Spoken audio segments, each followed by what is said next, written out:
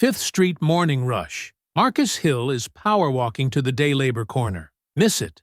And there's no work, no food, nothing. He's 17, homeless, and down to his last chance at a meal. Then he sees him, a man slumped against a storefront. Gray hair, slumped sideways, one arm twisted underneath him, but his lips are turning blue, and nobody stops. A jogger veers. A shopkeeper mutters, probably drunk. Marcus hesitates. Walking past means survival. Stopping could mean trouble, but the man's hand twitches. Barely. Marcus kneels, slides his only jacket under the man's head, feels for a pulse. Weak, uneven. His fingers brush the breast pocket. A heavy metal coin. An eagle engraved in gold. No one knows Marcus's name. No one thanks him. But in that moment, he chooses to see what everyone else ignores.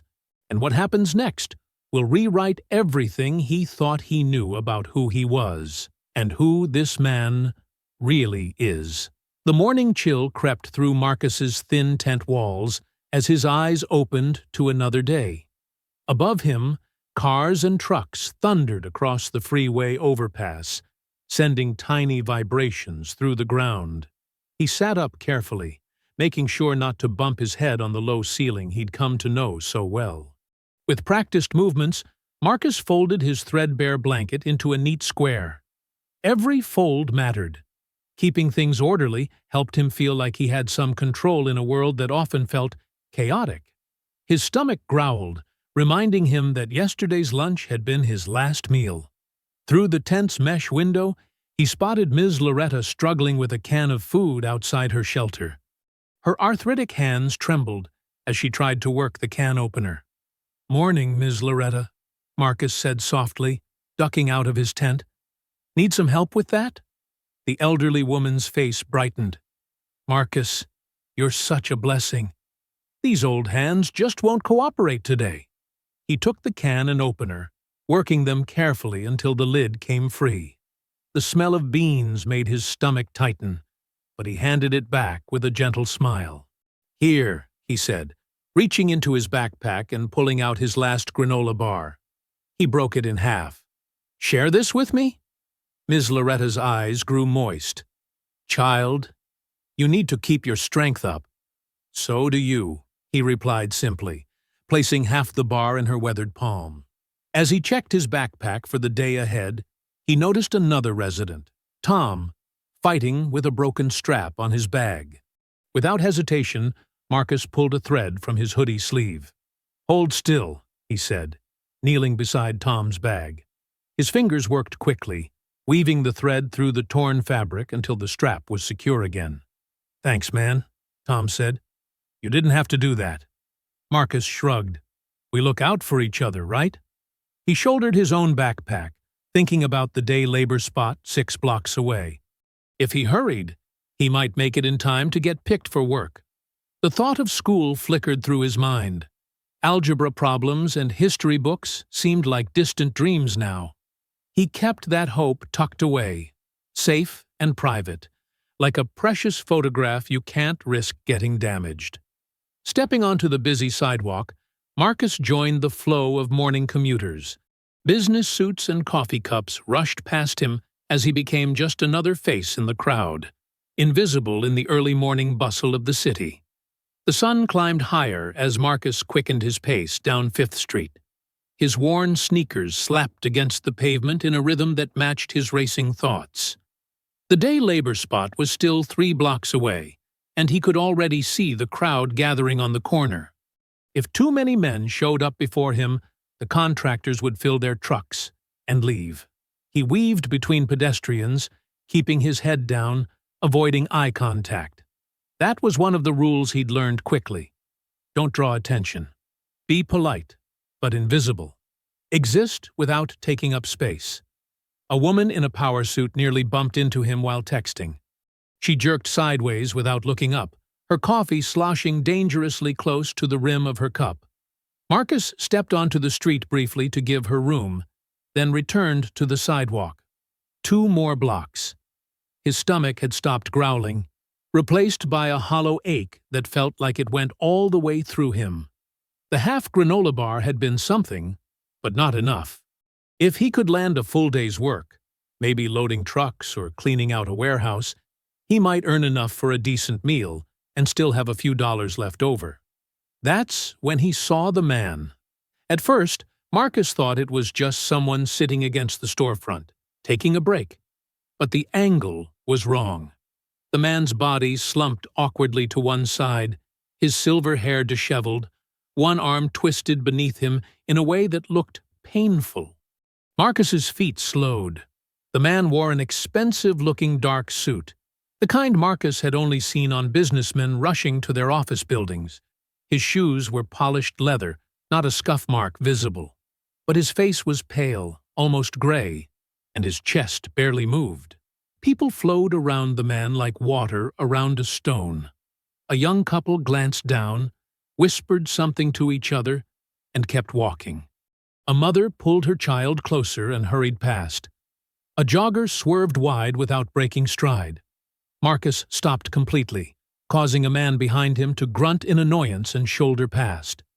The day labor spot was still 2 blocks away. He could still make it. This wasn't his problem. The city was full of people who could help, people with phones, people without records, people who wouldn't immediately be suspected of something just for being present. But even as these thoughts ran through his mind, Marcus's feet carried him toward the storefront. He knelt beside the man, his backpack sliding off one shoulder. Up close, he could see the man's lips had a faint blue tint. His breathing was shallow and irregular. "Sir," Marcus said softly, "can you hear me?" No response. Marcus looked around desperately. A businessman walked past, phone pressed to his ear, eyes fixed straight ahead. A woman in yoga clothes jogged by without a glance. "Excuse me," Marcus called out to a man in a delivery uniform. "This man needs help." The delivery driver barely slowed. "Not my problem, kid." Marcus's hands trembled slightly as he reached for the man's wrist, feeling for a pulse like he'd seen in movies. It took him a moment to find it, faint and unsteady. But there, the shop door behind him opened with a jangle of bells. A heavy-set man in an apron stepped out, his face already twisted in disgust. "What's going on here?" the shop owner demanded. "You bothering my customers?" "This man collapsed," Marcus said, keeping his voice level and respectful. "He needs an ambulance." The shop owner crossed his arms. "Probably drunk. Happens all the time down here. You need to move along before I call the cops." "He's not drunk," Marcus said firmly. "Look at him. Something's really wrong. I don't need some homeless kid telling me what's what."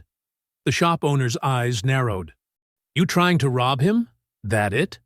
Heat flashed through Marcus's chest, but he forced it down. Getting angry would only make things worse. It always did. "I'm trying to help him," Marcus said quietly. "Please, just call 911. The shop owner snorted and went back inside, muttering something about kids these days. Marcus looked down at the unconscious man. The morning sun reflected off the storefront window, making it hard to see clearly. He needed to do something. Carefully, Marcus shrugged out of his jacket, a thin windbreaker that had seen better days but was all he had against the cold. He folded it and gently lifted the man's head, placing the makeshift pillow underneath. The man's skin felt clammy and cool. "Help!" Marcus called out to the passing crowd. "Please, someone call an ambulance." A few people glanced over. Most kept walking. A teenager stopped, looked at his phone, then at Marcus. "You want me to call?" "Yes, please," Marcus said, relief washing over him. The teenager raised his phone, but instead of dialing, he snapped a photo. "This is going to get so many likes," he muttered, already typing as he walked away. Marcus's jaw clenched. He wanted to scream at the unfairness of it all, at a world where people photographed suffering instead of stopping it. But screaming wouldn't help the man dying in front of him. "Sir," Marcus said again, leaning close to the man's ear. "Help is coming. Just hold on." He scanned the crowd again, more desperately this time. An elderly woman made eye contact, and for a moment Marcus thought she might stop. But she looked away quickly, her pace quickening. Finally, a young woman in scrubs, a nurse or doctor, maybe, slowed down. She saw Marcus kneeling beside the man and pulled out her phone. "I'm calling 911, she said, already dialing. "What happened?" "I don't know," Marcus said honestly. "I just found him like this. He's breathing, but barely." The woman nodded, speaking rapidly into her phone, giving the address and describing the man's condition with words Marcus didn't fully understand. Unresponsive, shallow respiration, possible cardiac event. She knelt on the other side of the man. "You did the right thing stopping," she said to Marcus. "Most people wouldn't have." Marcus didn't know what to say to that. It seemed wrong that the right thing was so rare. The woman in scrubs stayed on the phone with the dispatcher, answering questions.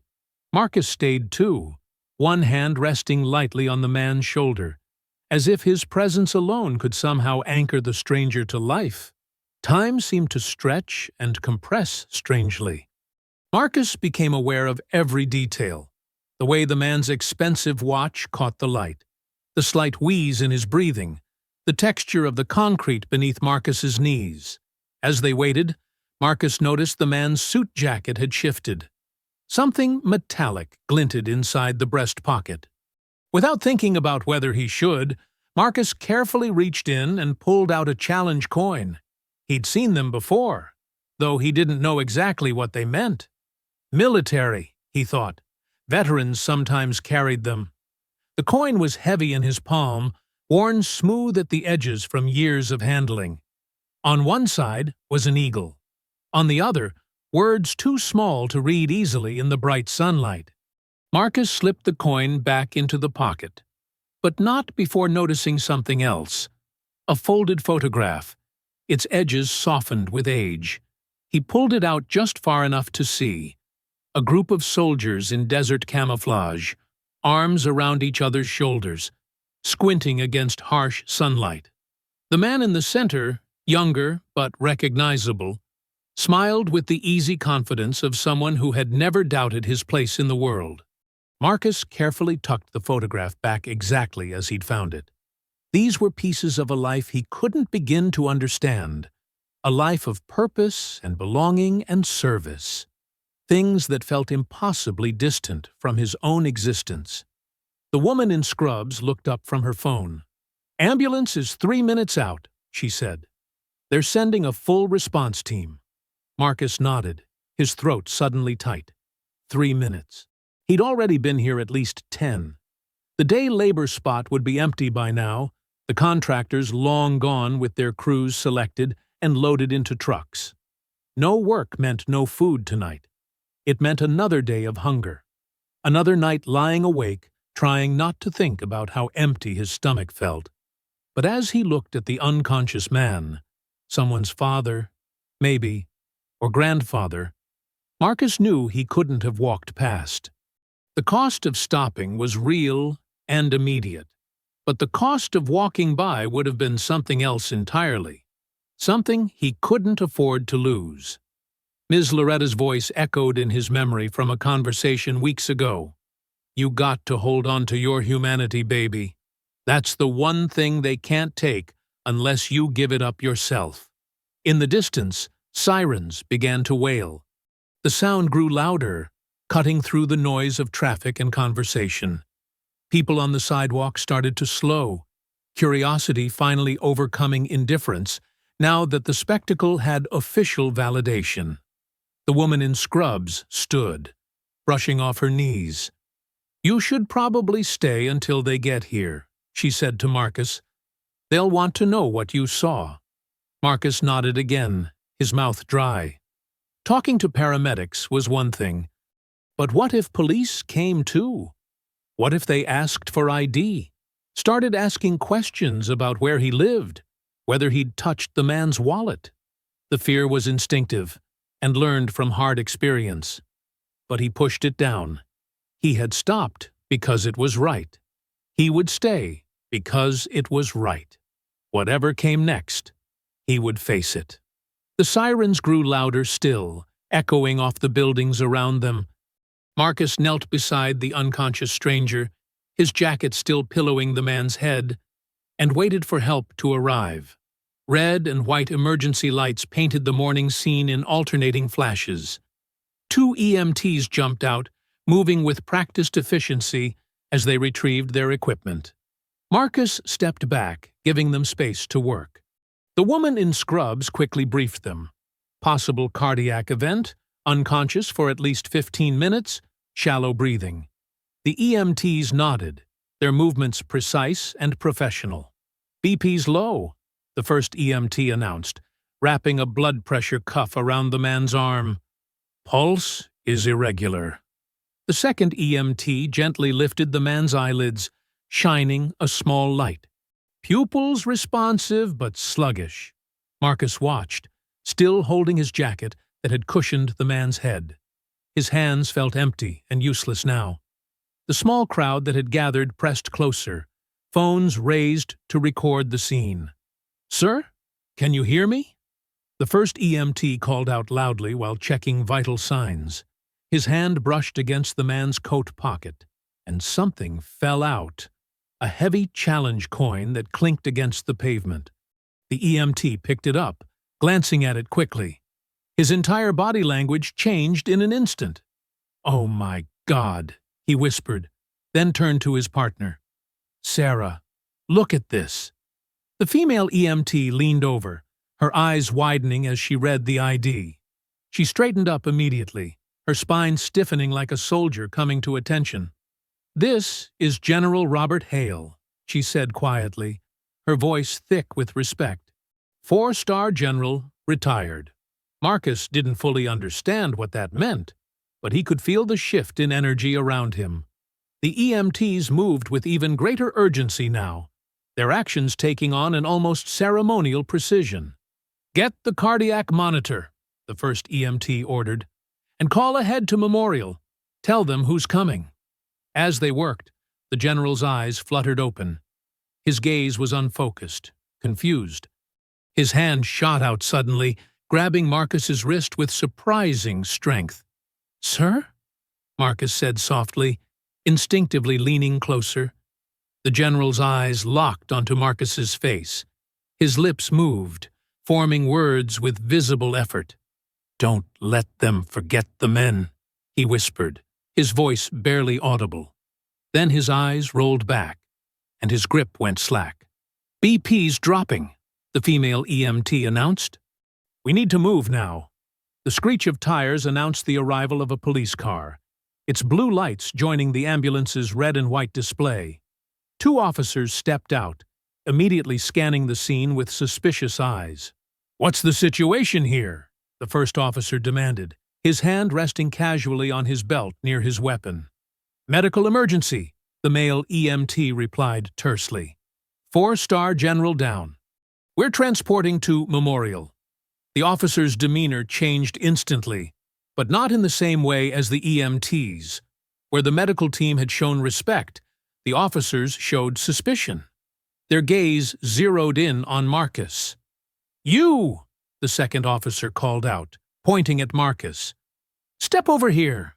Marcus complied slowly, keeping his movements deliberate and non-threatening. He'd been through this before. He knew the drill. "What's your involvement here?" the first officer demanded. "I found him collapsed on the sidewalk," Marcus explained calmly. "Called for help and stayed with him until the ambulance came." "Uh-huh." The officer's tone made it clear he didn't believe a word. "Put your hands on the wall. Spread your legs." Marcus complied, his cheek pressed against cold brick as the officer patted him down roughly. Behind him, he could hear the EMTs loading the general onto a stretcher. "What's in the backpack?" the second officer asked. "Just my stuff," Marcus answered. "Some clothes, a water bottle." They made him take off his backpack and empty it onto the sidewalk. His few possessions scattered across the concrete. A threadbare T-shirt, an empty water bottle, a plastic bag containing his toothbrush and soap, a worn library card, his only form of ID. The woman in scrubs stepped forward. "Officers, He was helping? I saw the whole thing. He? Ma'am, please step back. The first officer cut her off. This is a police matter now. The EMTs were closing the ambulance doors. Nobody had thanked Marcus. Nobody had even acknowledged him except to treat him like a suspect. Name? The second officer demanded, pulling out a notepad. Marcus Hill. Address? Marcus hesitated. No fixed address, he admitted quietly. The officers exchanged a look. Of course not, the first one muttered. Listen carefully, the second officer said, leaning in close. Whatever you're planning, whatever angle you're working, drop it. This isn't some random mark you can scam. This is a decorated military officer. You understand me? I was just trying to help, Marcus said softly. Yeah, sure you were. The officer's voice dripped with sarcasm. Now move along. If we see you around here again, we'll have a different kind of conversation. Marcus knelt to gather his scattered belongings, aware of the officers watching his every move. The shop owner stood in his doorway, arms crossed, wearing an expression that clearly said, I told you so. The ambulance pulled away, its siren starting up again as it merged into traffic. The crowd began to disperse, their entertainment over. The woman in scrubs was gone, probably late for her shift now. The officers returned to their car, but remained parked nearby, watching. Marcus stood alone on the sidewalk, his thin jacket clutched in his hands. The morning had grown warmer, but he felt cold inside. His stomach growled, reminding him that he'd missed the day labor pickup. No work today meant no money, no food. The general's words echoed in his mind. Don't let them forget the men. Marcus wondered what men he meant, what memories or regrets had surfaced in that moment of consciousness. He thought about the worn photograph of soldiers, about the challenge coin heavy with meaning he didn't understand. Traffic resumed its normal flow. Pedestrians streamed past, already forgetting what they'd seen. The shop owner disappeared back inside his store. The police car finally pulled away, but not before the officers gave Marcus one last warning look. He stood there a moment longer, trying to process everything that had happened. He'd stopped to help someone in need. Something he'd been taught was right, was human. But instead of thanks, he'd received suspicion. Instead of appreciation, accusations. The sun climbed higher in the sky, casting harsh shadows on the sidewalk where the general had lain. Marcus adjusted his backpack on his shoulders, its emptiness matching the hollow feeling in his stomach. He needed to move on, to figure out how to survive another day. But something kept him rooted to that spot, staring in the direction the ambulance had gone, carrying away the man whose life had briefly intersected with his own. The afternoon sun bore down mercilessly as Marcus trudged back toward the encampment. His empty stomach cramped, a sharp reminder of the granola bar he'd shared that morning. The sidewalk seemed longer now, each step heavier than the last. Sweat trickled down his neck, despite the cool spring air. As he approached the maze of tents and makeshift shelters beneath the overpass, familiar faces turned to watch him. Ms. Loretta sat in her folding chair, arthritis-twisted fingers working at a crossword puzzle she'd rescued from yesterday's discarded newspaper. "You're back early," she called out, her weathered face creasing with concern. Marcus managed a tired smile. "Yeah, things didn't go as planned." Word traveled fast in the camp. By the time Marcus reached his tent, a small group had gathered. Jimmy, who'd been living under the overpass longer than anyone, stepped forward. His salt-and-pepper beard couldn't hide his frown. "Heard you got mixed up with the police this morning," Jimmy said, keeping his voice low. "What happened?" Marcus sank onto an overturned milk crate, his legs grateful for the rest. He described finding the collapsed man, the military ID, the EMT's reaction, and the police questioning. As he spoke, he noticed the changing expressions around him, curiosity turning to worry, understanding giving way to fear. A 4-star general? Tommy whistled, scratching his head beneath his worn baseball cap. That's about as high up as they get. You did the right thing, Ms. Loretta insisted, having hobbled over to join the group. That's what matters. But Ray, the camp's unofficial leader, pushed through the small crowd. His face was hard, years of street wisdom etched into every line. Being right don't keep you safe, he said flatly. Being noticed gets people like us erased. A murmur of agreement rippled through the group. They'd all seen it happen, how attention, even good attention, could lead to sweeps, to cleaning up the area, to their entire community being scattered to the winds. The police took down your name? Ray pressed. Marcus nodded wearily. Yeah, searched my bag too. Jesus, kid. Ray ran a hand over his face. You know what that means. They'll run it, find out you're homeless, maybe dig up that time you ran during the sweep last winter.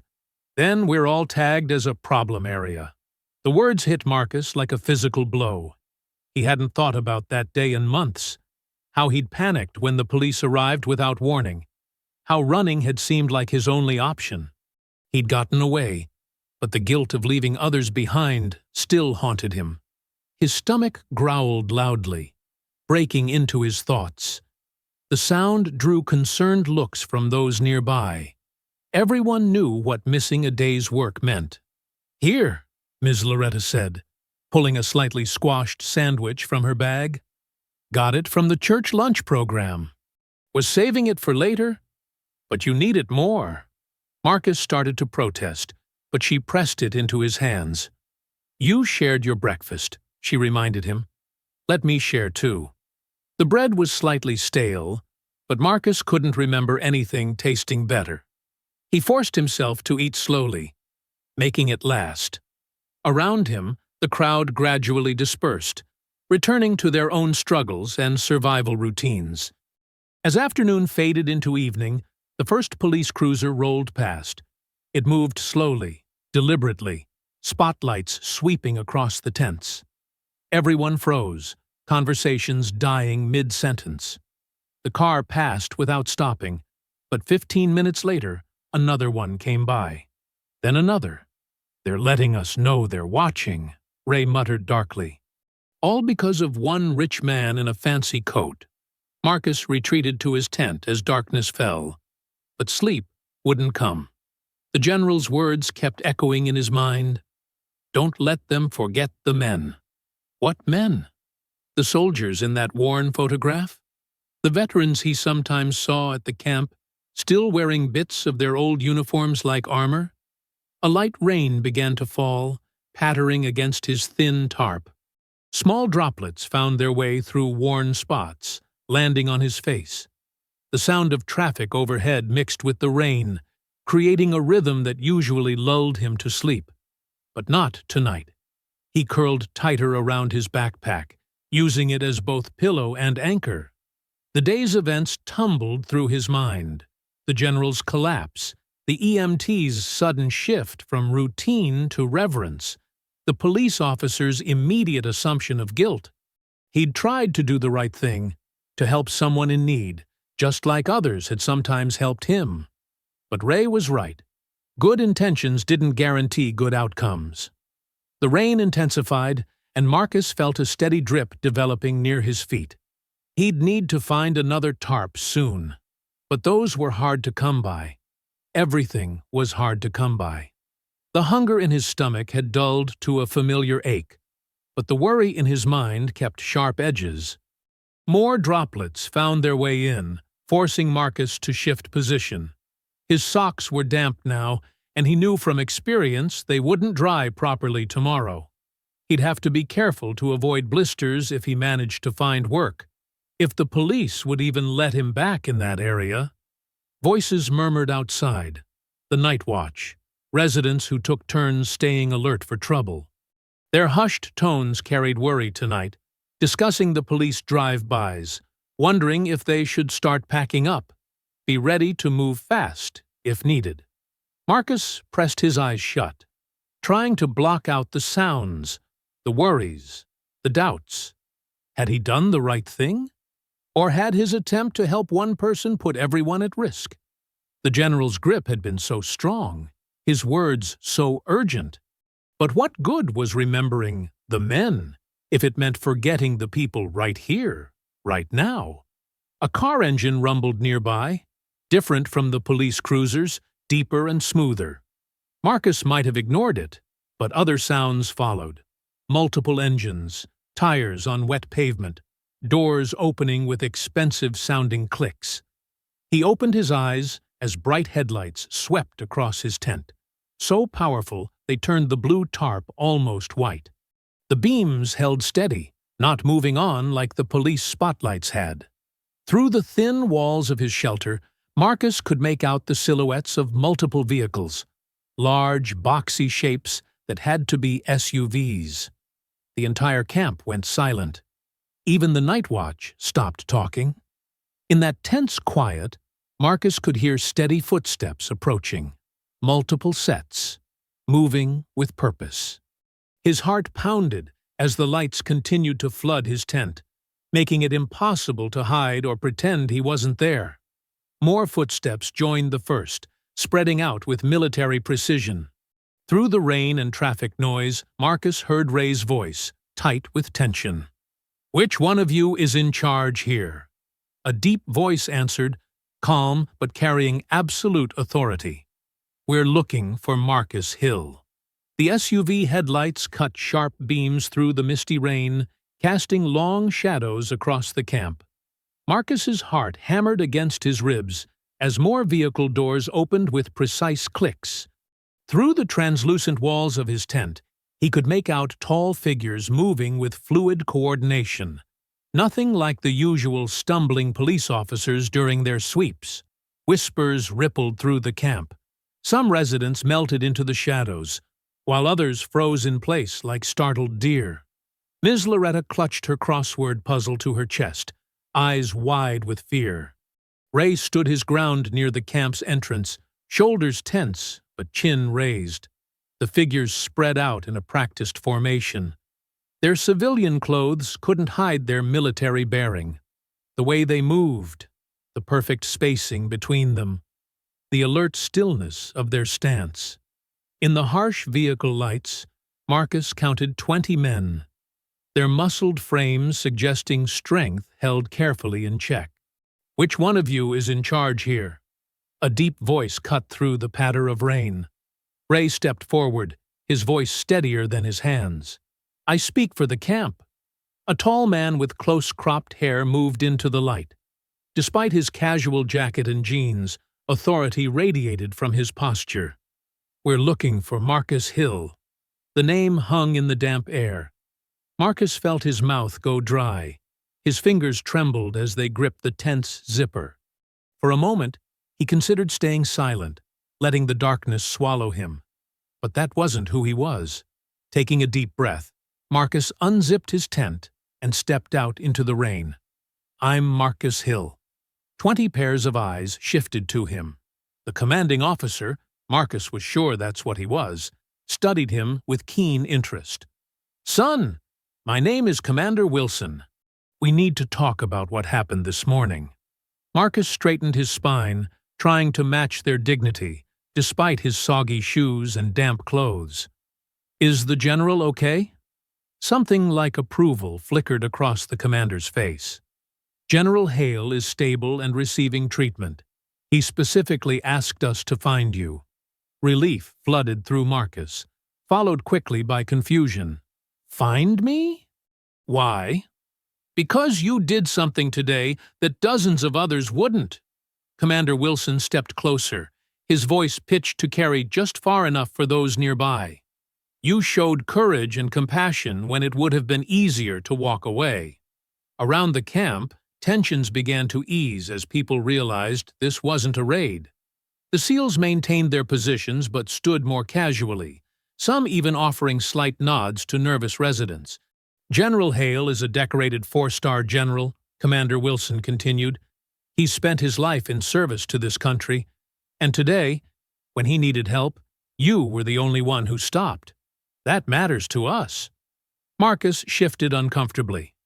I just did what anyone should have done. Should have, yes, but didn't. The commander reached into his jacket and pulled out a business card. The general wants to thank you personally. This number will connect you to his office. Someone will contact you tomorrow morning with details. Marcus accepted the card, its crisp edges strange against his calloused fingers. The paper was thick, expensive, with an embossed military seal he didn't recognize. Sir, Marcus said hesitantly, I don't have a phone. Commander Wilson nodded, as if expecting this. He turned and made a subtle gesture. One of the SEALs stepped forward, carrying a small package.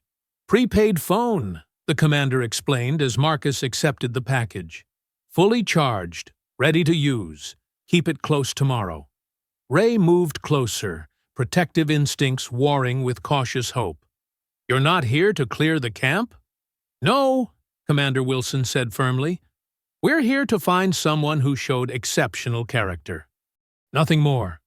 He surveyed the scattered tents, his expression unreadable. Your community is not our concern tonight. The commander turned back to Marcus. Get some rest, son. Tomorrow will be interesting. He paused, then added more quietly, The general doesn't forget those who help his men, and neither do we. With practiced efficiency, the SEALs began withdrawing to their vehicles. Their movements were so coordinated it seemed choreographed, each man knowing exactly where to go and when to move. Within minutes, they had disappeared into their SUVs. Commander Wilson was the last to leave. He gave Marcus a respectful nod, then melted into the darkness. The vehicles pulled away smoothly, their taillights vanishing into the night like a dream. The camp slowly came back to life. People emerged from hiding spots, gathering in small clusters to whisper and speculate. Ms. Loretta hobbled over to Marcus, her weathered face full of wonder. "Child," she breathed, "what kind of angel were you two this morning?" Marcus looked down at the card and phone in his hands, still struggling to process what had happened. "Not an angel," he murmured. "Just a man who needed help." Ray approached, shaking his head in disbelief. "Navy SEALs," he said softly. "Those weren't regular soldiers, Marcus. Those were SEALs. I served 2 tours. You don't forget how they move." He ran a hand over his face. "What exactly did you do today?" Marcus described the morning again, this time including details he'd left out before. The challenge coin, the photograph, the general's grip on his wrist, and mysterious words about the men.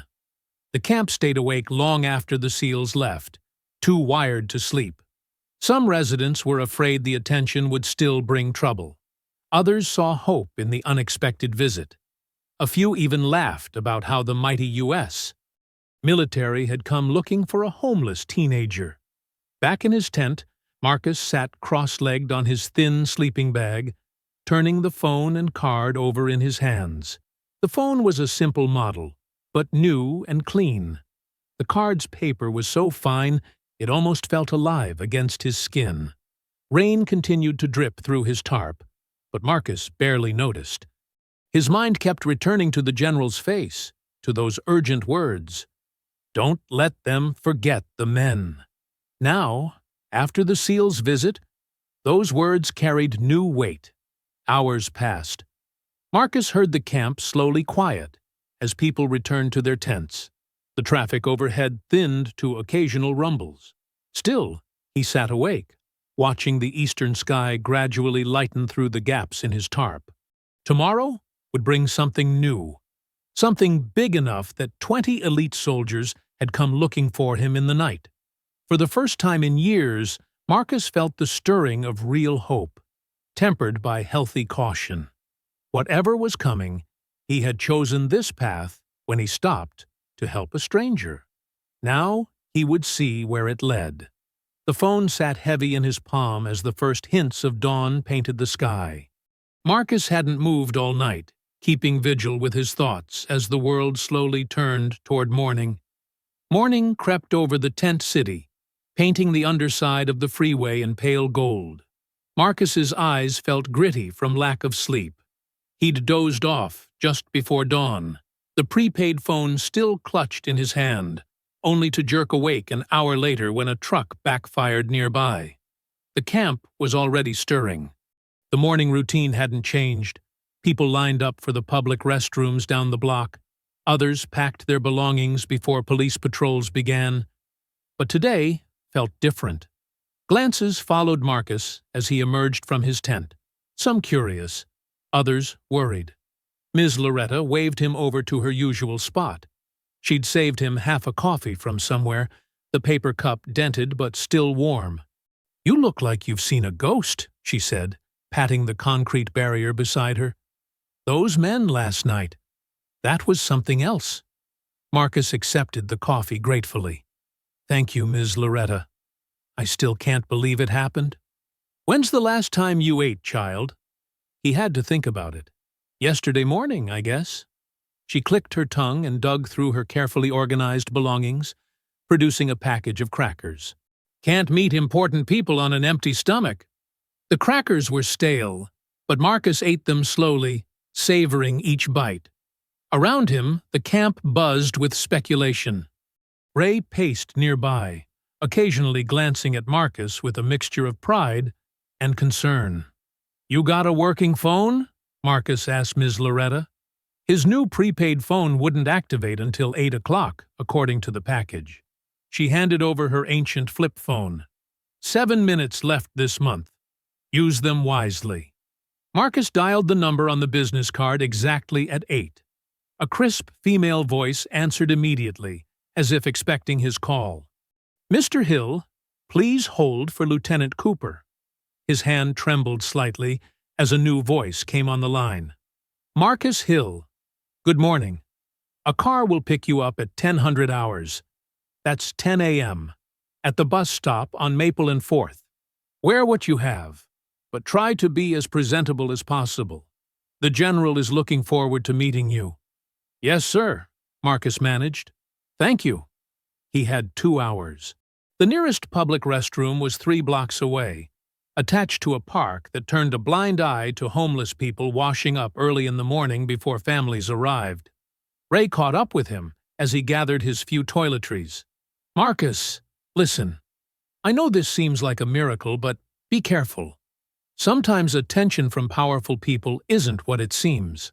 "I know," Marcus said quietly. "But I have to go.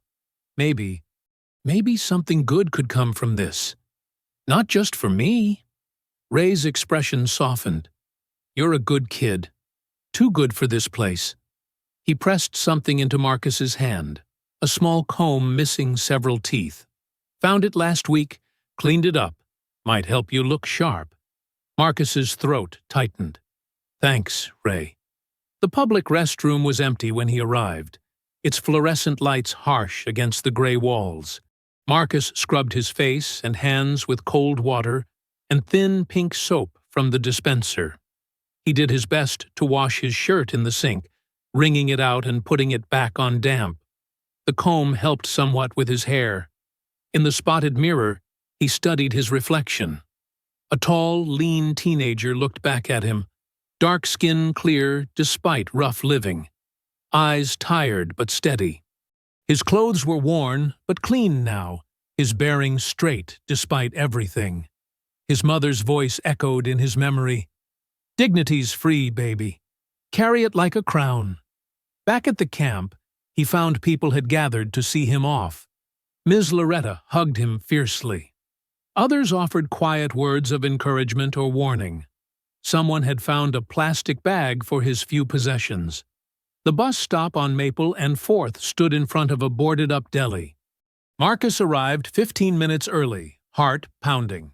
At exactly 10 a.m., a black SUV with government plates pulled up. A young man in a suit stepped out. "Marcus Hill." Marcus nodded. "I'm Agent Taylor. If you'll come with me, please." The SUV's interior smelled of leather and pine air freshener. The seats were softer than anything Marcus had sat on in months. Agent Taylor drove smoothly, professional but not unfriendly. It's about 40 minutes to the base, he explained. Feel free to rest if you'd like. But Marcus couldn't rest. His eyes were glued to the window as the city transformed around them. They passed through downtown, where business people hurried along clean sidewalks. Then came neighborhoods with manicured lawns and children's bikes left carelessly in driveways. No locks, no fear of theft. The city he knew was different. Alleyways that offered shelter, dumpsters behind restaurants where day-old bread might be found, benches designed to prevent sleeping.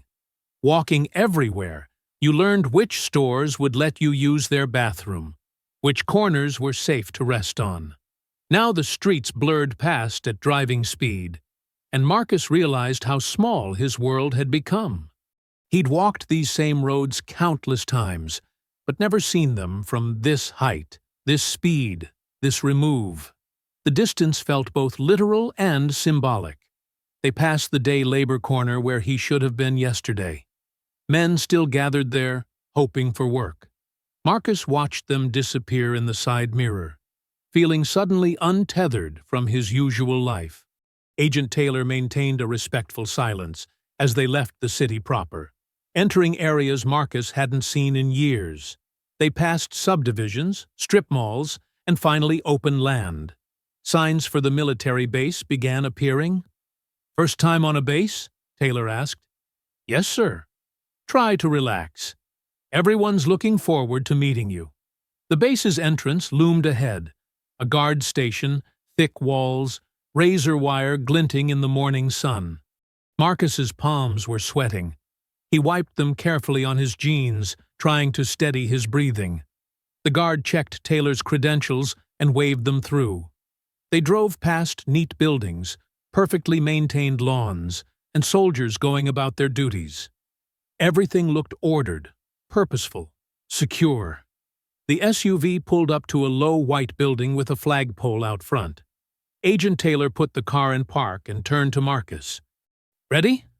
Marcus gazed at the building, his heart racing but his voice steady. "Yes, sir." He took a deep breath, opened the door, and stepped out into this new world.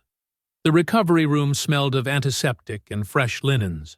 Marcus paused in the doorway, his borrowed visitor's badge catching the fluorescent light. General Hale sat propped up in bed, his military bearing evident even in a hospital gown. Despite his illness, his eyes were sharp and alert. "Come in, son," Hale said, his voice warm but commanding. "Please, take a seat."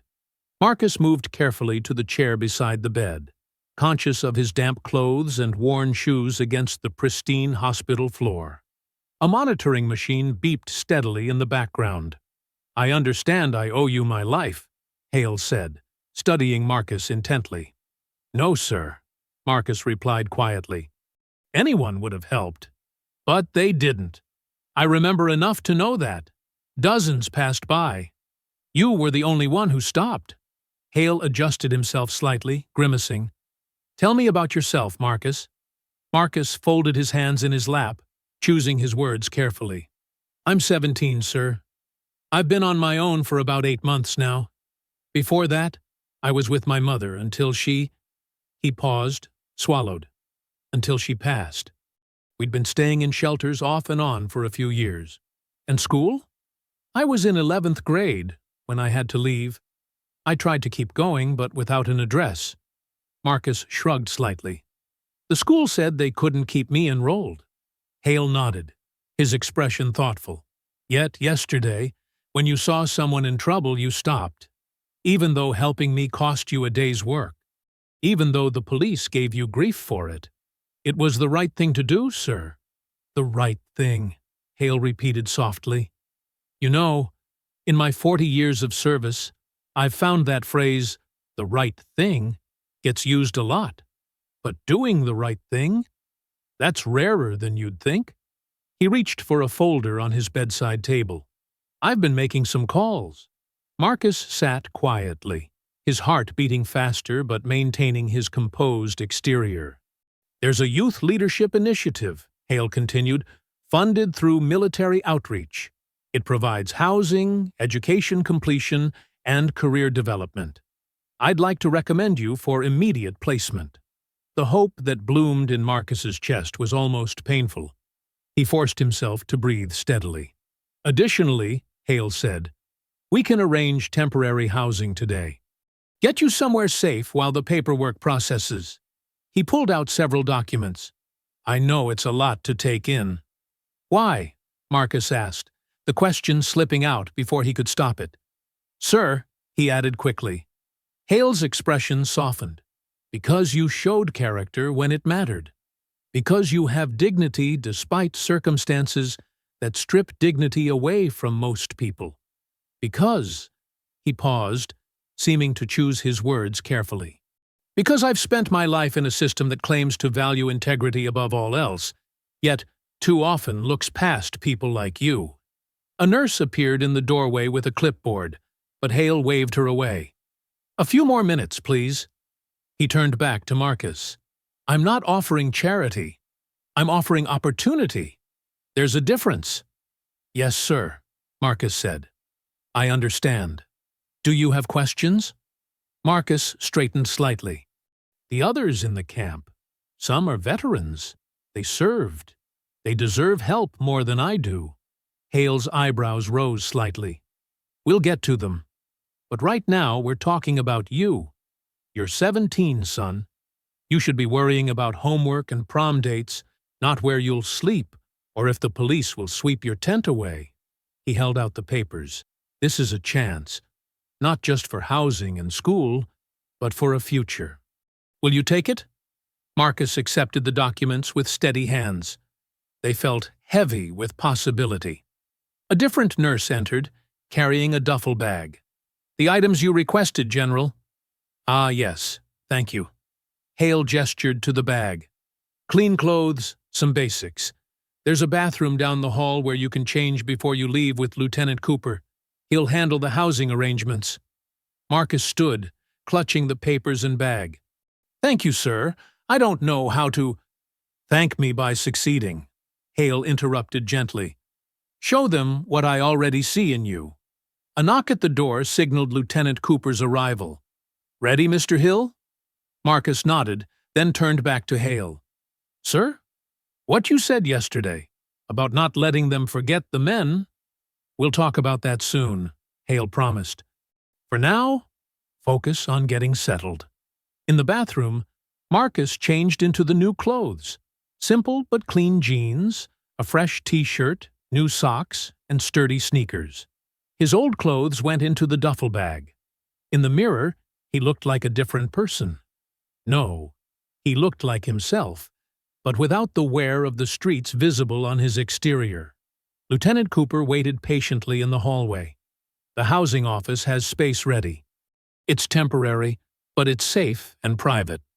We can stop for food on the way if you'd like." Marcus followed him down the corridor, the papers secure in his bag, each step feeling more real than the last. For the first time in months, he walked with something more than just dignity. He walked with hope. The temporary housing facility stood 5 stories tall, its red brick facade warm in the evening light. Lieutenant Cooper helped Marcus check in, handling the paperwork while Marcus took in the clean, well-lit lobby. A security guard sat behind a desk, nodding politely as they passed. "Room 312, the facility manager said, handing Marcus a key card. "Dinner's served until 8 in the common room. Laundry's in the basement. Any questions?" Marcus shook his head, still processing the sudden shift in his reality. "I'll be back tomorrow morning at 9, Lieutenant Cooper said. "Get some rest." The elevator worked smoothly. No graffiti, no broken buttons. Marcus's room was on the 3rd floor, halfway down a carpeted hallway. The key card beeped green on the first try. Inside, Marcus stood motionless, taking in the space. A single bed with crisp white sheets, a small desk with a lamp, a window with actual curtains, a private bathroom with a real shower. Everything was basic, but clean, functional, secure. He set his duffel bag down carefully, as if too much movement might make it all disappear. The carpet felt soft under his feet. He touched the bed. The mattress gave slightly under his hand. Nothing like the hard ground he'd grown used to. A knock at the door made him jump. "Dinner service starts in 10 minutes, a staff member called through the door. "Just follow the signs to the common room if you're interested." Marcus's stomach growled at the thought of food. He'd barely eaten in 2 days. After washing his face and hands in the bathroom sink, hot water, instantly, he followed the signs downstairs. The common room was bright and cafeteria style, with about 20 other residents scattered among the tables. The serving line offered actual choices: chicken or fish, rice or potatoes, 2 kinds of vegetables. Marcus chose carefully, still half expecting someone to tell him he wasn't supposed to be there. He sat alone at a corner table, eating slowly to make it last. The food was simple but hot and fresh. Through the windows, he could see the city lights coming on as dusk settled. Back in his room, Marcus found himself at loose ends. He wasn't used to having nothing to do. No immediate concerns about safety or shelter or food. The silence felt strange after months of constant traffic noise under the overpass. Ms. Loretta. He should call her. The facility had a communal phone in the hallway. Marcus dialed the number of another camp resident who had a cell phone, asking them to get Ms. Loretta. "Marcus?" Her voice was warm with relief. "We were worried when that fancy car took you away." "I'm okay," he assured her. "They gave me a room. It's temporary, but—" He trailed off, guilt creeping in. "How is everyone?" "We're managing, same as always. Don't you worry about us. Tell me about this room of yours." Marcus described it, feeling almost embarrassed by his good fortune. "It doesn't feel real," he admitted. "But it is real, child. And you earned it with that good heart of yours." Through the phone, he could hear the familiar sounds of the camp. Distant traffic, somebody's radio, voices calling goodnight. "The news people came by," Ms. Loretta continued, "asking about the general you helped. They're calling it a miracle rescue." Marcus frowned. "They came to the camp?" "Just to the edge. Didn't stay long. Their stories are all about him. Decorated war hero, saved by Good Samaritan, that kind of thing. They barely mention you're homeless." "Maybe that's better," Marcus said quietly. "Maybe so." She paused. "You get some rest now, in that real bed of yours." After hanging up, Marcus returned to his room. A small TV mounted on the wall was working. Another surprise. He found a news channel. General Robert Hale, whose distinguished military career spans 4 decades, was discharged from the hospital today following yesterday's incident. The anchor's voice was crisp and professional. The retired 4-star general collapsed due to complications from an ongoing medical condition, but was aided by a passing civilian. That was all they said about him. Just a passing civilian. The story focused on Hale's career achievements, his military honors, his current work with Veterans Affairs. Marcus turned off the TV. He didn't need recognition. That wasn't why he'd helped. Still, something about being reduced to a passing civilian felt strange after everything that had happened. The bathroom mirror showed his reflection clearly in the bright light. Same face, same person, but standing in a different world now. He showered for the first time in days, the hot water seeming impossibly luxurious. The bed was almost too comfortable. Marcus lay awake, listening to the unfamiliar quiet. No traffic overhead, no rustling tarps, no whispered conversations between tents. Just the soft hum of the building's heating system.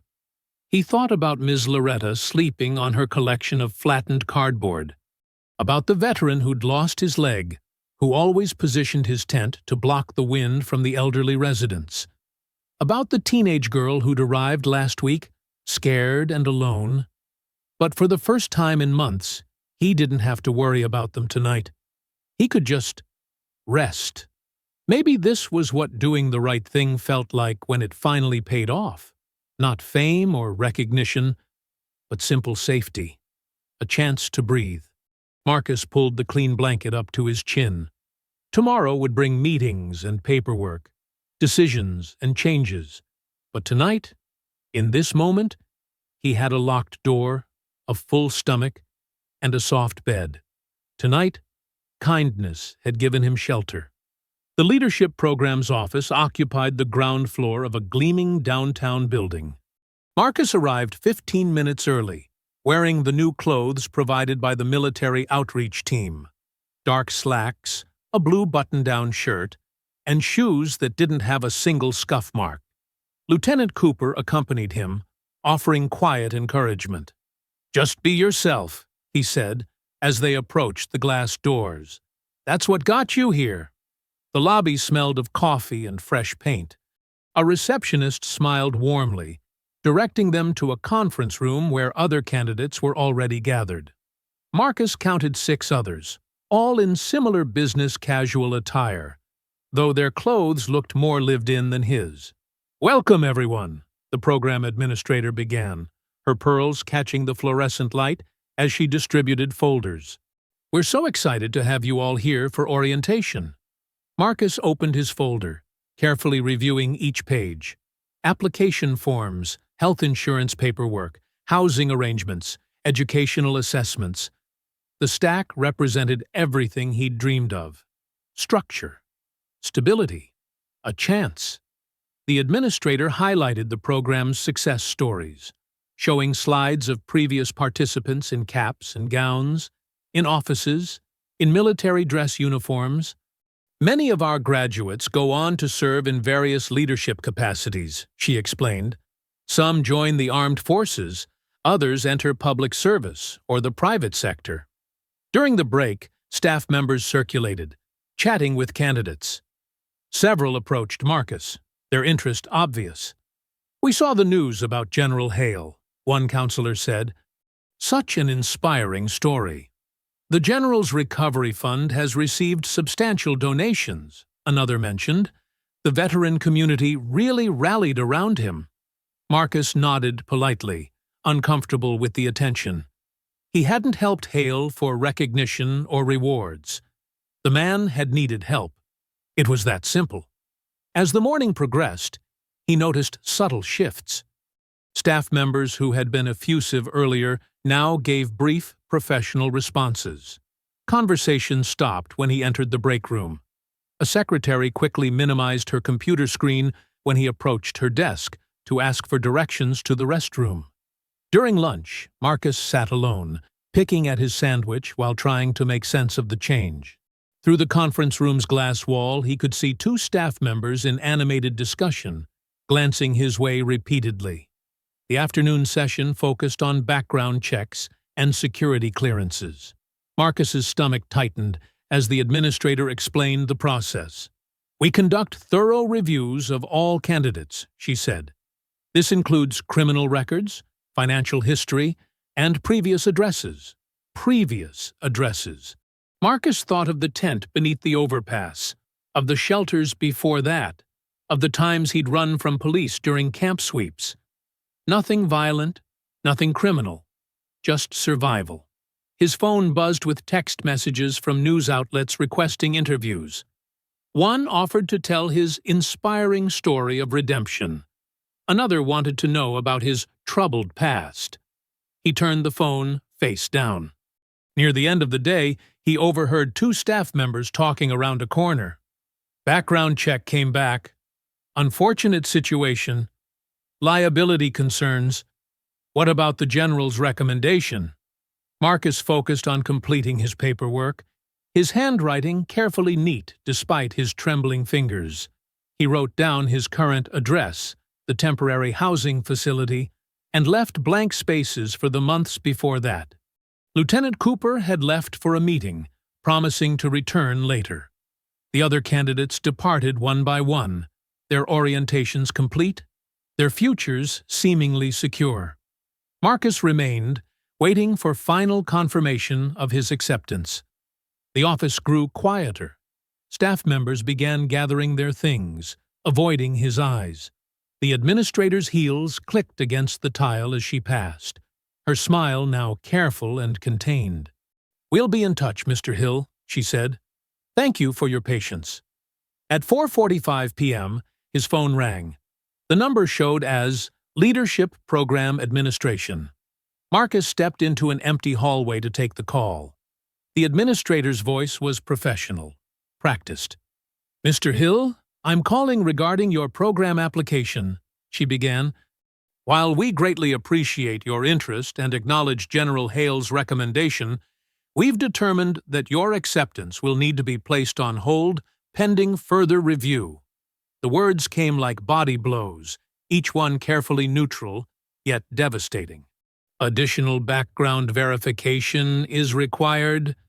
Standard procedure in cases with limited documentation.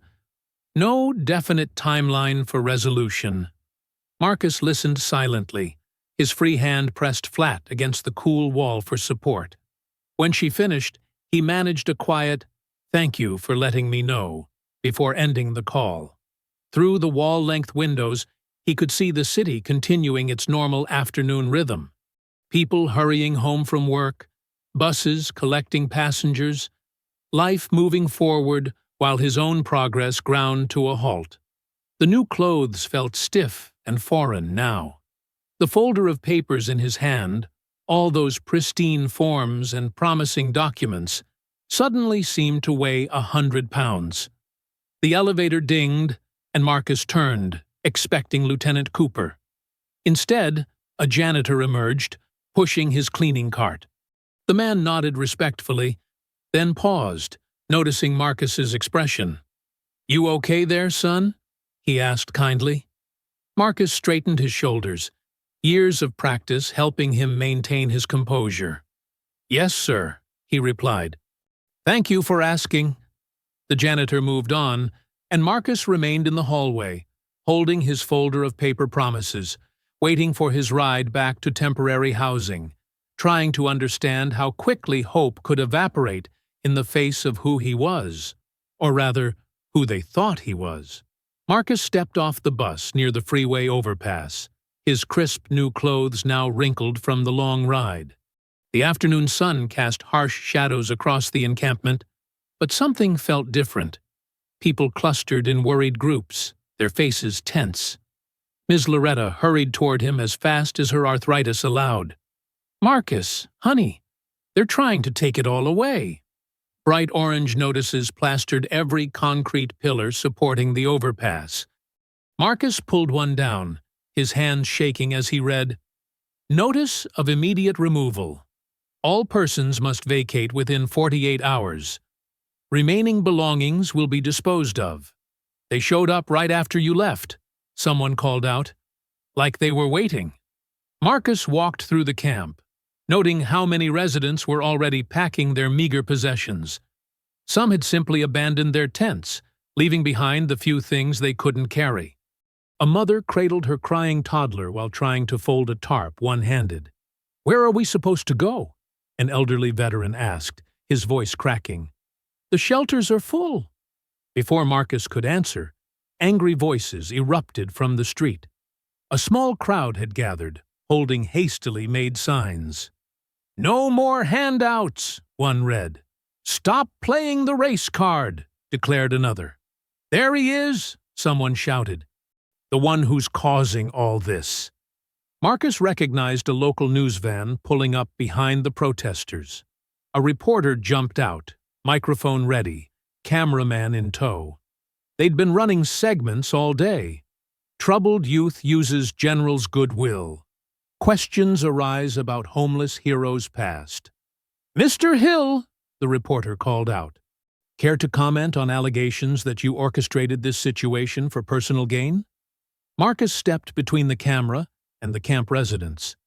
"Please leave these people alone," he said quietly. "They haven't done anything wrong." Deputy Housing Director Elaine Morris emerged from a city vehicle, clipboard in hand. Her heels clicked against the pavement as she approached, wearing a practiced expression of bureaucratic concern. "Mr. Hill," she said, her voice artificially warm. "May we speak privately?" In a quiet corner away from the crowd, she outlined the city's proposal. "We can arrange immediate temporary housing for you," she explained. "A fresh start, away from all this unfortunate attention. Marcus watched a young boy helping his grandmother pack her medications into a plastic bag. What about everyone else? The city has protocols for handling these situations, Morris replied smoothly. But we can fast-track your case, given the circumstances. All we need is your cooperation in managing the narrative. Marcus understood the unspoken deal. His silence in exchange for salvation, but only for himself. These people taught me how to survive, he said. Ms. Loretta shared her blanket my first night here. Mr. James showed me which stores would give away day-old bread. They're not just statistics to clear. Morris's smile tightened. Nobody likes this part of urban development, Marcus. But sometimes progress requires difficult choices. Think about your future. A construction crew arrived, parking their equipment at the edge of the camp. The rumble of bulldozer engines filled the air. More residents emerged from their tents, clutching photos, documents, medicines, the irreplaceable pieces of their lives. My future? Marcus looked at the community around him.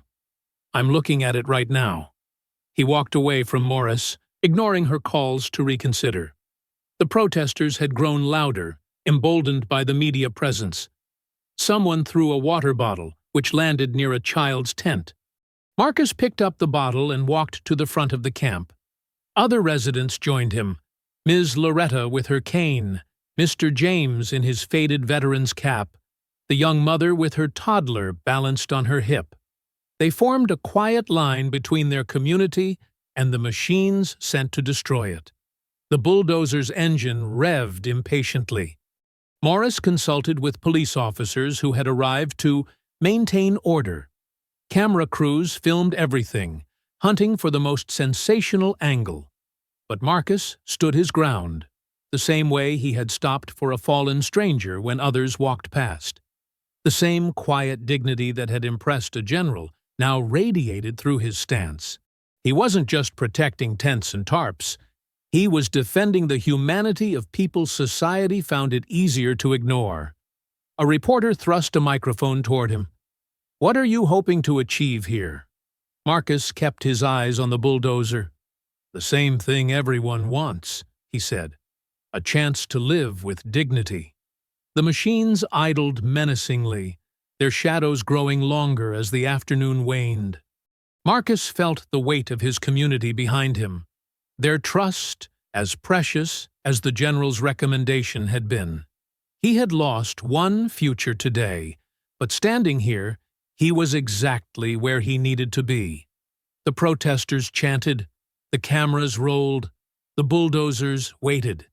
And Marcus Hill, who had nothing left to lose but his principles, remained rooted between his people and those who would make them disappear.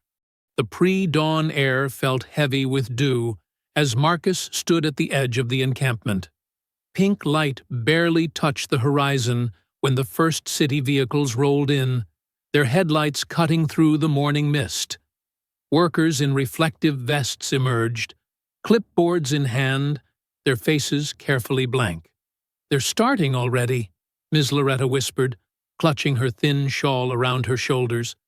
The sound of rustling tarps and worried voices spread through the camp like a wave.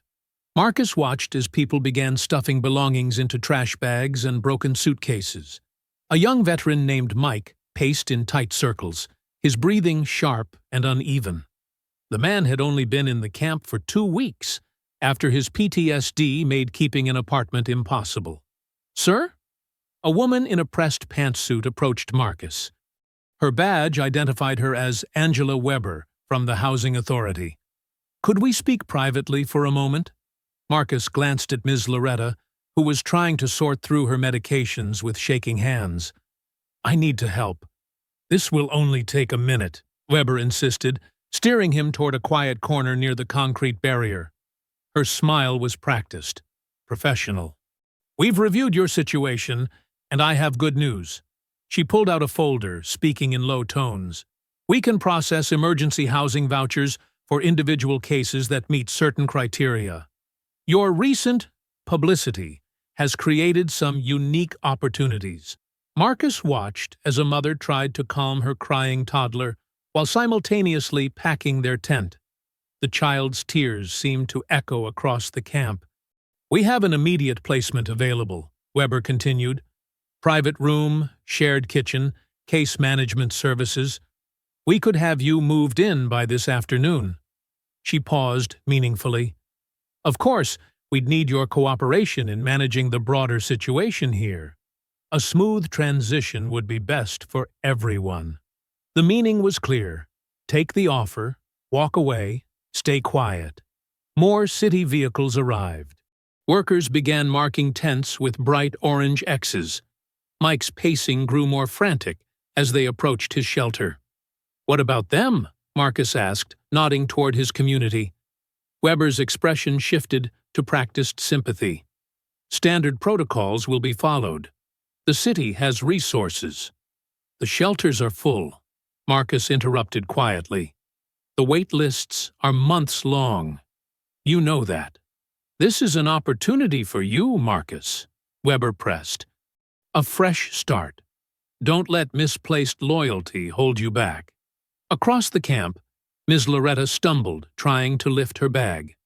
A reporter's camera flashed, capturing her moment of vulnerability.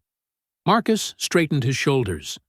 The same calm that had steadied him beside an unconscious general filled him now.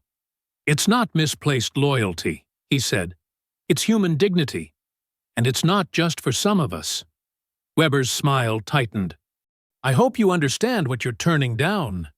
"I understand exactly what I'm turning down," Marcus replied, "and exactly why I'm turning it down." Cameras turned toward them.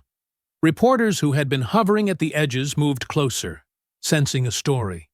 Marcus didn't raise his voice, but his words carried clearly in the morning air. "These people are my neighbors. They shared food when I was hungry. They watched over me when I was sick. They taught me how to survive with dignity." He met Weber's gaze steadily. "I won't accept safety that requires abandoning them." A reporter thrust a microphone forward. "Mr. Hill, are you refusing individual housing?" "I'm refusing to pretend some people deserve dignity more than others," Marcus answered. The camp had grown still, residents pausing in their frantic packing to listen. Ms. Loretta wiped tears from her cheeks. Mike's pacing slowed. A sharp voice cut through the tension. "Mr. Hill?" A man in a crisp military uniform strode purposefully through the crowd. His bearing suggested authority, but his expression was urgent rather than commanding. "Sir?" Marcus responded automatically. "I'm Lieutenant Cooper, aide to General Hale." The officer glanced at the city workers, who had paused in their marking of tents. "The general requests your immediate presence regarding this housing situation. Transport is waiting." Marcus hesitated, looking back at his community. Mike had started trembling again. Ms. Loretta clutched her medication bag like a shield. "They'll still be clearing the camp," he said carefully. Lieutenant Cooper's expression softened slightly. "The general specifically mentioned the urgency was related to preventing that outcome. He asked me to assure you this isn't a diversion." Still, Marcus paused. He'd trusted before, only to have hope pulled away. Ms. Loretta touched his arm gently. "Go, child. You stood up for us. Now let's see what standing up leads to." The lieutenant gestured toward a waiting car. Around them, city workers shifted impatiently. Cameras continued rolling, and his community watched with mixed fear and hope. Marcus took one last look at the camp, at the X's marking homes for destruction, at faces both worried and proud, before following the lieutenant. The car door closed behind him with a solid thunk, sealing him away from his community's fear and trust. As they pulled away, he pressed his hand against the window, watching the camp recede behind them. He didn't know if he was heading toward help or another disappointment, but he knew he'd chosen right.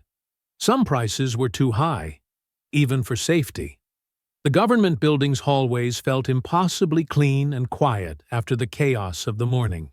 Marcus's footsteps echoed against marble floors as Lieutenant Cooper led him through a maze of corridors. The lieutenant's polished shoes clicked with military precision, while Marcus's worn sneakers squeaked softly. They stopped before a heavy wooden door marked Conference Room B. Lieutenant Cooper knocked twice, then opened it with practiced efficiency. General Hale sat at a long table looking smaller than Marcus remembered.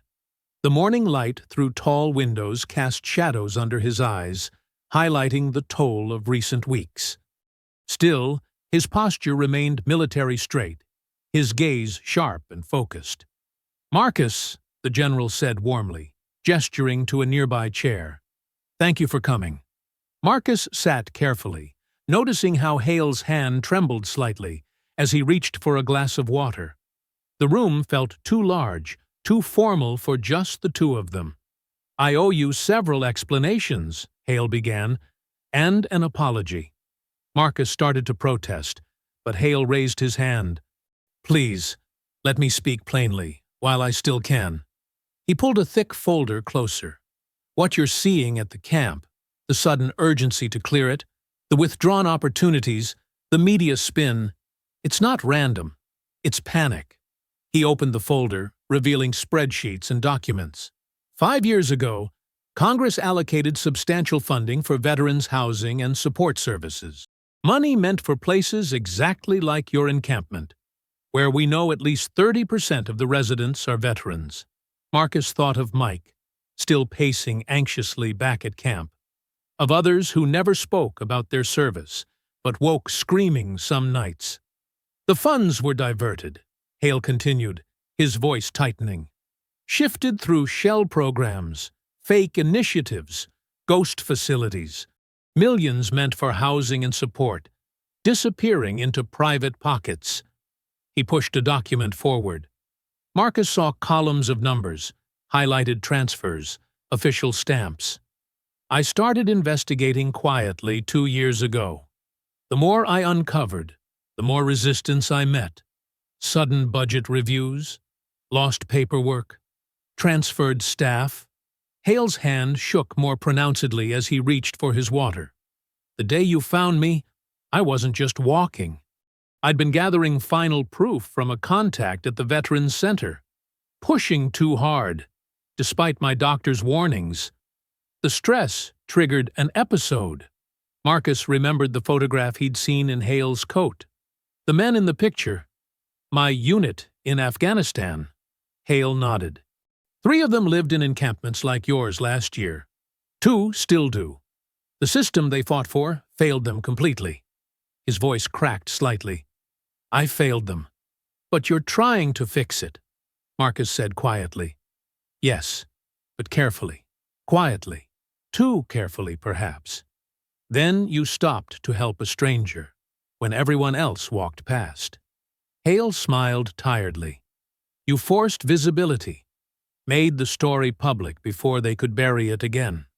Suddenly, everyone was watching. Understanding dawned. That's why they tried to discredit me. Why they offered me housing to stay quiet. Exactly. You were never meant to be a symbol, Marcus. I never intended that burden for you. But your simple act of kindness accelerated everything." Hale straightened some papers with military precision. "I'm testifying before Congress next week. Going public with everything." Marcus thought of the camp, of bulldozers waiting to erase people's homes. "Will it be soon enough?" "With your help, yes." Hale met his eyes directly. "I need you to speak, too. Not as a symbol or a hero. Just honestly. About what you've seen? The real human cost of this corruption." The request hung heavy in the air. Marcus remembered Ms. Loretta's trembling hands, Mike's anxiety, children trying to sleep through rain under tarps. "They'll try to twist my words," he said carefully. "Make it about race, or politics, or anything except the truth." Hale nodded. "They will. But I've watched you, Marcus. You've stayed true to your principles without bitterness or performance. That authenticity is more powerful than their spin." Marcus thought about the sidewalk where he'd first chosen to help, about this morning when he'd refused safety at others' expense. The same choice, over and over. Dignity over fear. When do they need me to speak? The hearing starts Monday. Hale pushed a document forward. This is your official summons. Lieutenant Cooper will handle logistics. He paused, studying Marcus. Are you certain? There's no shame in protecting yourself. Marcus touched the paper, feeling its weight. With respect, sir, that's not true. Sometimes there is shame in protecting yourself. If the price is abandoning others. Hale's tired face softened. You're a better man than most I've known, Marcus Hill. No, sir, Marcus replied quietly. Just someone who can't walk past anymore. They sat in understanding silence as morning light filled the room. Outside, Marcus could hear phones ringing, people walking, the machinery of government grinding forward. Somewhere in that machinery, truth was about to break through. Lieutenant Cooper knocked softly, entering with more folders. Sir, the committee chairman is ready for your pre-testimony briefing. Hale stood carefully, gathering his strength. Marcus watched him straighten his jacket, transform back into the general he'd always been. Years of corruption were about to meet decades of military discipline. They walked together to the door, then parted ways. Hale toward his briefing, Marcus to a bench outside where he would wait. The hallway hummed with subtle tension, like the air before a storm breaks. The community center's ancient TV hung crooked on the wall, its screen flickering with C-SPAN's familiar logo. Beneath it, dozens of camp residents huddled on mismatched chairs and worn couches. Ms. Loretta gripped her coffee cup with trembling hands. Mike, the veteran, stood rigid against the back wall, his eyes locked on the screen. It's starting, someone whispered, as General Hale appeared, taking his seat before the congressional panel. Even through the grainy broadcast, his military bearings showed clearly. His uniform gleamed under the harsh lights, medals catching the camera flashes. But those who looked closely could see the slight tremor in his hands, the careful way he arranged his papers. General Hale, the committee chairman began, please state your purpose for appearing today. Hale leaned toward the microphone. His voice carried the weight of decades of command. I'm here to expose a systematic betrayal of our veterans and our most vulnerable citizens through the deliberate misappropriation of congressionally allocated housing funds. The room rustled. Ms. Loretta whispered a quiet, Lord, have mercy. For the next hour, Hale laid out his evidence with military precision. He named programs that existed only on paper, listed shell companies that absorbed millions meant for housing, showed photographs of empty lots where support centers should stand. 5 years of funds, he stated, nearly $40 million diverted from their intended purpose, while veterans, men and women who served this country, sleep under highway overpasses. The committee members shifted uncomfortably. One shuffled papers. Another checked his phone. But numbers alone don't tell this story, Hale continued. Let me tell you about Marcus Hill. The community center grew absolutely still. On screen, Hale described finding himself collapsed on that sidewalk. Dozens of people, educated, employed, respected citizens, walked past. But a homeless teenager stopped. He put my safety above his own security, knowing it could bring him trouble. He showed more integrity in that moment than the entire system we built to help people like him. A congressional aide approached the chairman, whispering something. The chairman nodded. We'd like to call Marcus Hill to testify, he announced. The camera found Marcus, looking steady in his borrowed suit, as he approached the microphone. The community center erupted in whispered encouragement. Mr. Hill, the chairman began, please describe conditions in your encampment. Marcus spoke simply, without drama or accusation. He described veterans unable to access services, elderly residents choosing between medicine and food, children doing homework by flashlight. "And why did you help General Hale that day?" a committee member asked. Marcus paused. "Because he needed help," he said quietly. "That's all anyone needs to know." The simplicity of his answer hung in the air.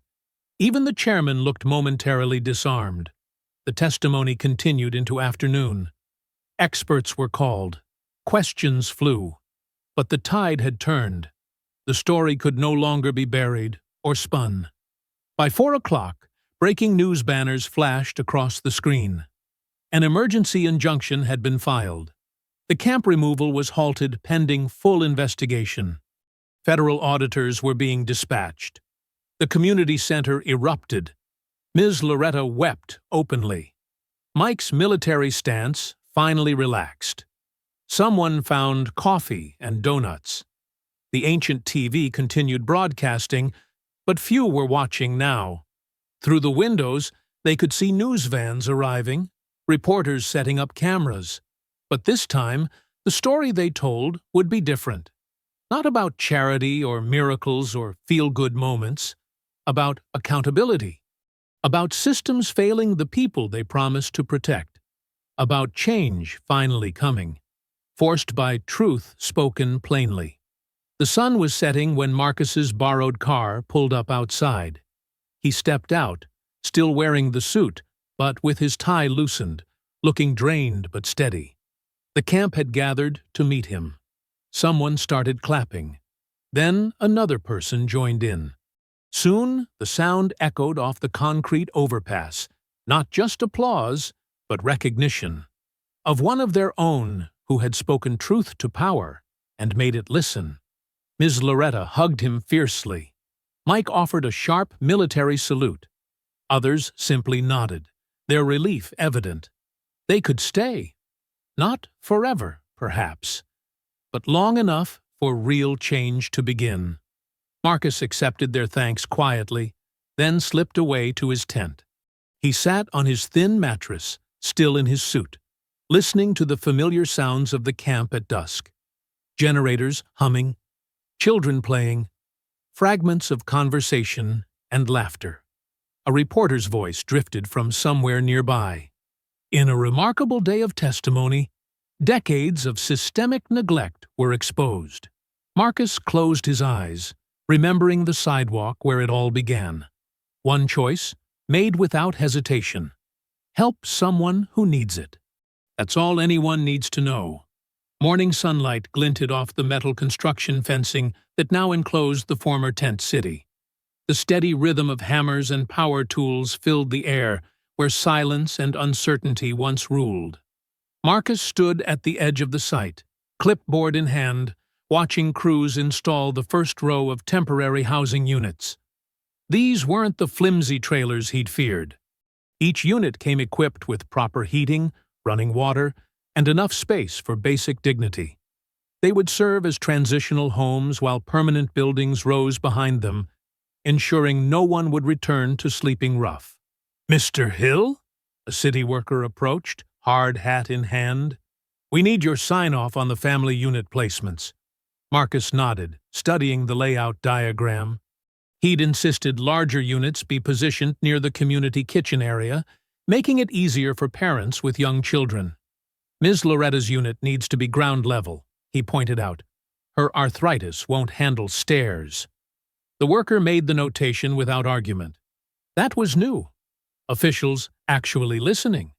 Marcus had discovered his voice carried weight now, though he used it carefully. His title read Youth Community Liaison, but the real work was harder to define. He translated government forms into plain English, tracked down missing documents, and made sure no resident got lost in the system's maze. Across the lot, social workers conducted intake interviews under pop-up tents. Job counselors helped residents build resumes and practice interview skills. A mobile medical unit provided basic health screenings. The place hummed with purpose rather than desperation. "Looking good, son." The voice was weaker than before, but still carried that quiet authority. Marcus turned to find General Hale approaching slowly, leaning on a cane. The illness was taking its toll, but the general's eyes remained sharp and alert.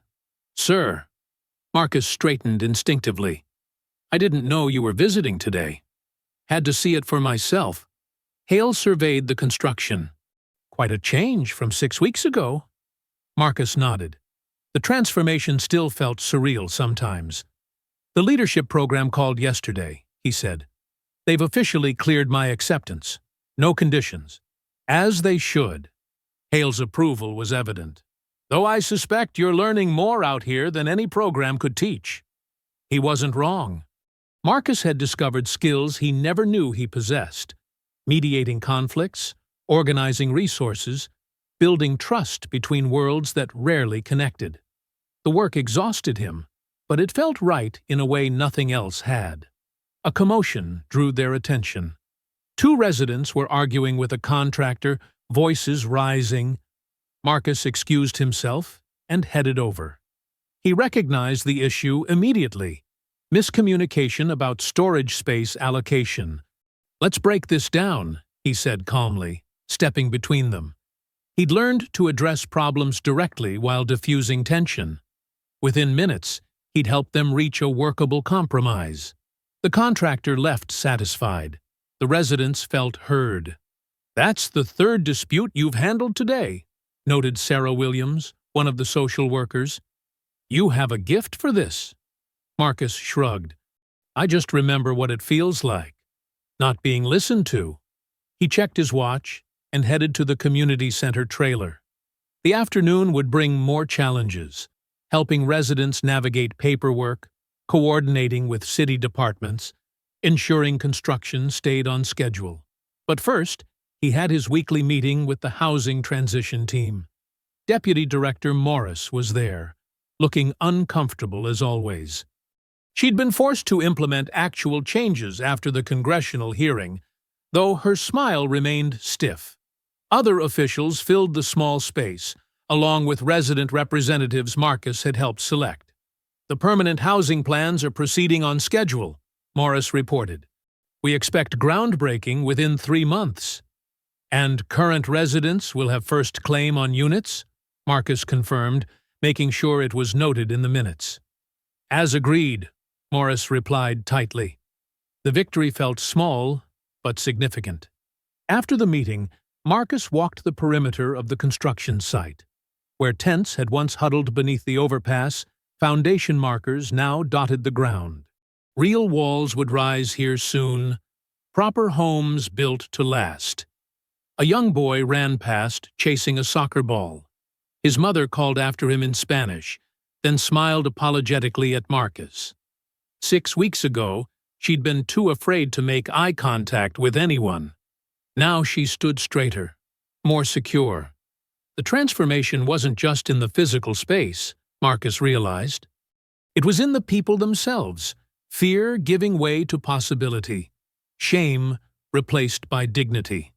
He watched another temporary unit being lowered into place, remembering his own tent that had stood there not so long ago.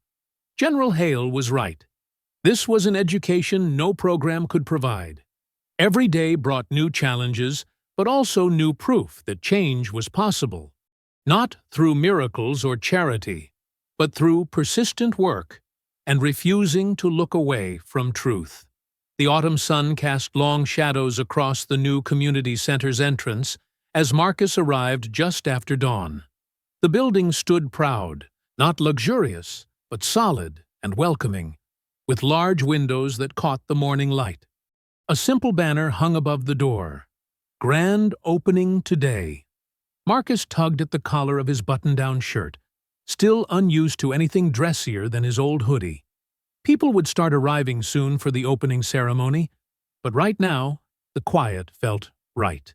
He'd refused to let them make a big production of it. No news cameras, no politicians looking for photo opportunities. Just the community, coming together to mark a new beginning.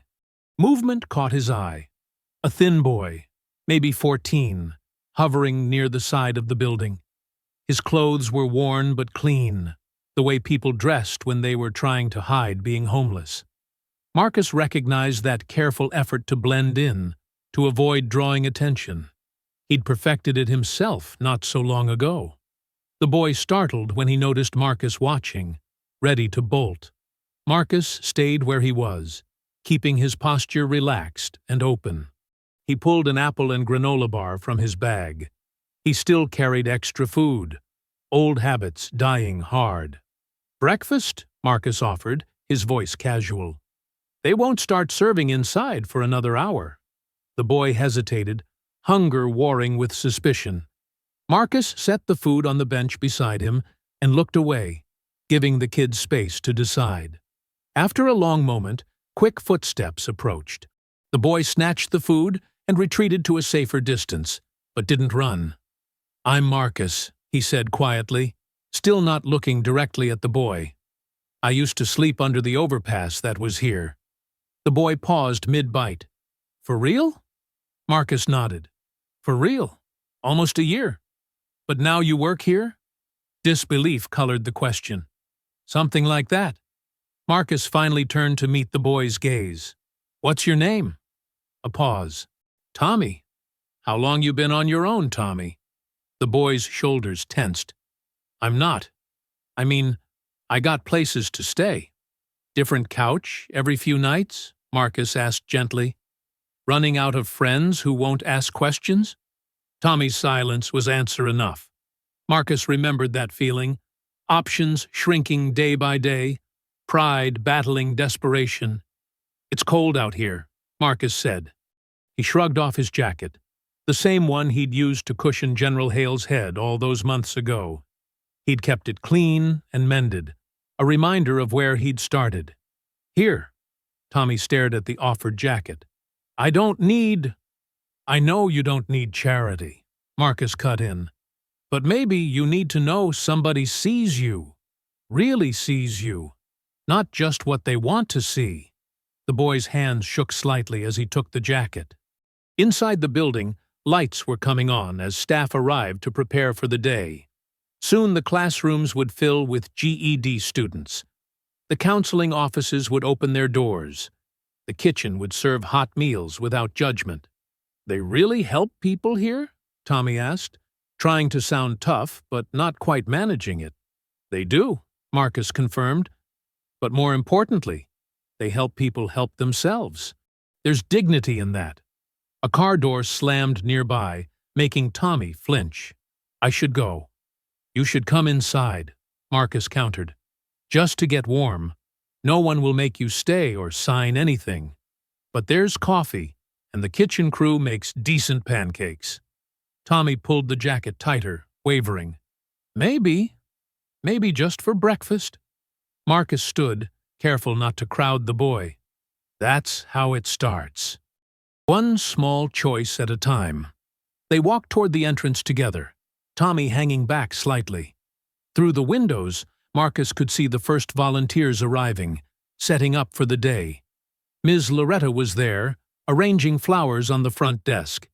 She caught his eye and smiled, but didn't draw attention to Tommy. The boy paused at the threshold, but Marcus didn't rush him. He remembered his own first step from survival to possibility. How massive that small distance had felt. When Tommy finally crossed it, the movement was quick and quiet, like he was afraid someone might stop him. Inside, the center hummed with morning activity. The smell of coffee and breakfast wafted from the kitchen. Voices called cheerful greetings. Tommy's eyes darted everywhere, taking it all in.